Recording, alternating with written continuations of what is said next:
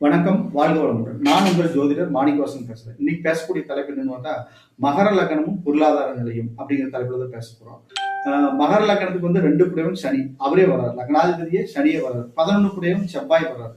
அப்போ இந்த லக்னத்துக்கு மட்டும் ஒரு முரண்பாடு என்னன்னா, செவ்வாயும் சனியும் அங்க வந்து செவ்வாய் வந்து உச்சமாய் நிற்கிறார். செவ்வாய் வந்து லாபாதிபதி உச்சமாய் இருக்கிறார். அங்க சனியோட சேர்ந்து நின்றாலோ அல்லது கேந்திர திரிகோணங்கள்ல இவர் அமையிறது அல்லது சனி 11ஆம் இடத்துல போய் அமையிறது செவ்வாயோட சேர்ந்து இருக்கிறது. நல்ல பொருளாதார நிலை, பொருளாதார முன்னேற்றம் ஏற்படும்.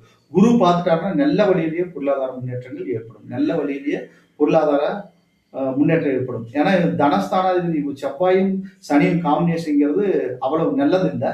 ஆனா இருந்தபோது அதை குரு பார்த்துட்டாருன்னா நல்லா இருக்கும். அல்லது இவங்க 2 பேரும் தனிச்சு கேந்திர திரிகோணங்கள்ல நின்னா கூட, தனகாரன் தனியா கேந்திர திரிகோணங்கள் நின்னாலோ அல்லது செவ்வாய் தனிச்சு கேந்திர திரிகோணங்கள்ல நின்னாலோ அதை குரு பார்த்தாலோ அற்புதமான பலன்கள் நடக்கும். நல்ல முன்னேற்றங்கள் ஏற்படும்.